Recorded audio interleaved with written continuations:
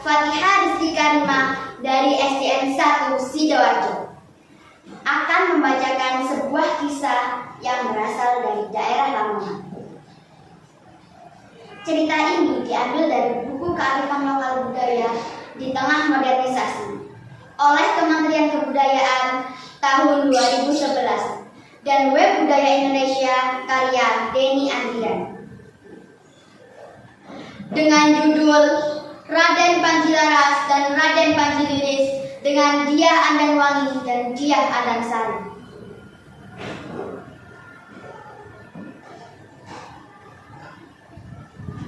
Pada abad 15, Kadipaten Lamongan dipimpin seorang adipati yang bernama Raden Panji Dewa Kaloran. Beliau mempunyai dua anak kembar laki-laki bernama Raden Panji Laras dan Raden Panji Liris. Keduanya sangat tampan, perilakunya baik, tutur katanya santun, tetapi sayang mempunyai hobi berjudi dengan adu adat.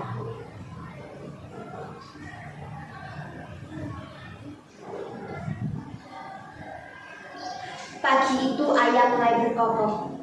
Kukuruyuk, kukuruyuk, kukuruyuk. Panji dan pembantunya bersiap-siap. Ramanda mendengar gemerisik. Beliau ke belakang seraya bertanya, "Mau kemana putraku?" Dengan gugup mereka menjawab, Anu Ramanda." Pembantunya nyelonong menjawab, Anu Ndoro mau sabung ayam." "Apa? Sabung ayam?" bentak Ramanda. Kemudian Ramanda mengajak mereka ke pasukan. Ramanda menasihati kedua putranya. Keduanya berjanji untuk tidak melakukan sabung ayam lagi.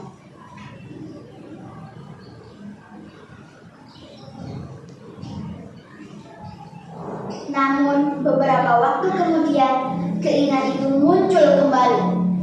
Supaya tidak ketahuan, keduanya sepakat untuk mengadu ayam ke Kediri. Sampailah mereka di kediaman Adipati Wirosobo. Ketika Panji Laras dan Panji Liris sedang mengadu ayam, kedua putri kembar Adipati Wirosobo, Dyah Andanwangi dan Dyah Andansari, mengintip kedua Panji. Kedua putri menaruh hati kepada Panji Laras dan Panji Liris. Malam harinya, kedua putri membahas remaja itu. Percakapan terus berlangsung sampai larut malam. Dan akhirnya mereka masuk kamar masing-masing sambil berdendang tembang kinaya. Duhlai kukus gulung, kinapa no awak mami, konangku ngubiarin tawang, kung lintang rosoning ati, jojo budo saumpama wong demen tan bisa nyanding. Terus bersenandung sampai mereka berdua tertidur. Kedua orang tua putri mengerti dan segera menyampaikan ke Adipati Lamongan. Adipati Lamongan memanggil kedua putranya.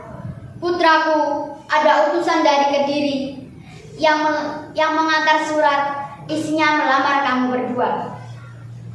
Kalau menurut Ramanda, sebaiknya diterima saja."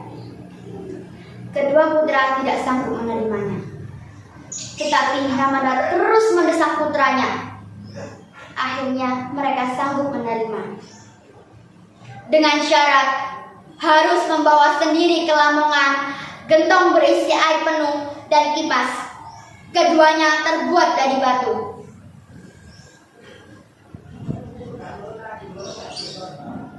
Kedua putri menerima persyaratan tersebut. Semua sudah siap. Kedua putri mengangkat gentong dan kipas sambil menggenggam kuda. Hayya, ketoprak, ketoprak, ketoprak. Suara kuda melesat dengan cepatnya. Para prajurit kalang kabut mengikutinya. Andanwangi dan Andansari melihat pasukan Panji. Segera pasang aji-aji dan hiya, hep, hep, hep. Mereka berlompatan sekejap saja di seberang utara Kalilamon. Melihat tingkah laku kedua putri itu, kedua Panji langsung membalikkan kudanya. Sesampai di Kadipaten, keduanya sungkem ke Romo dan bundanya sambil bercerita, "Aduh, Romo dan bunda, tidak cocoki hati. Persyaratan yang dibawa berupa benda asli. Dan lagi tingkahnya tidak seperti seorang putri. Ampun, kami tidak bisa menjalani." Kedua putri dan prajuritnya mengikuti Panji sampai di alun-alun. Mereka diterlantarkan, peperangan akhirnya berkecamuk. Prajurit Lamongan terdesak. Kedua putri berhadapan dengan sang Panji. Sang putri sesumbar. "Welah, mapan kebenaran, aku bisa tanding dengan satria dari Lamongan yang sombong dan congkak." Sang Panji pun dengan lantang menjawab, "Heh, putri yang angkuh, sombong, luwih becik enggal balik. Jadi bunganya Kadipaten, ora pantas aku tanding kamu." Raden Panjilaras dan Raden Panjairis kurang waspada, dan tertusuklah keduanya jatuh, kemudian dibawa ke Sunan Giri untuk pengobatan.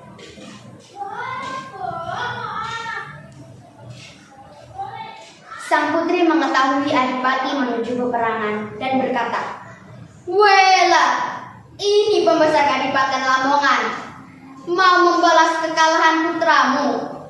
Lah kok gak malu? Padahal seharusnya memberi contoh yang baik, malah ikut-ikutan perang." Adipati pun menjawab, "Hei bocah ingusan, aku bukan tandinganmu. Pulang, panggil Ramandamu." Kedua putri menjawab, "Gak usah Ramandaku selagi aku masih hidup." Akhirnya terjadi peperangan sengit antara putri dengan Adipati Lamongan. Adipati kewalahan, lalu dihunusnya pusaka Kiai Jimat. Kedua putri tergores, terjatuh, dan tewas seketika. Layon Diah Andanwangi dibawa ke timur di kampung Trogo Anyar, sehingga jalan yang dilewati Layon Diah Andanwangi diberi nama yaitu Jalan Andanwangi. Sedangkan Layon Diah Andansari dibawa ke barat kampung Bandung, dan jalan tersebut diberi nama Jalan Andansari. Keduanya dimakamkan di kampung Bandung. Adipati Wirosobo Semepit segera menyusul ke Kadipaten Lamongan. Akhirnya terjadilah pertarungan sengit. Adipati Lamongan terdesak, lagi-lagi beliau menghunus pusaka Kiai Jimat. Adipati Wirosobo tersentak dan terlena. Akhirnya tertusuk dan jatuhlah beliau. Para prajurit mengangkut jenazah beliau ke Kadipaten Kediri. Selesai peperangan, kedua Panji meninggal dunia. Dimakamkan di sebelah barat makam Mbah Lamong yang bernama Ki Tumenggung Ronggohadi di Desa Tumenggungan. Karena kedua Panji dimakamkan di Desa Tumenggungan, akhirnya jalan itu diberi nama Jalan Larastis.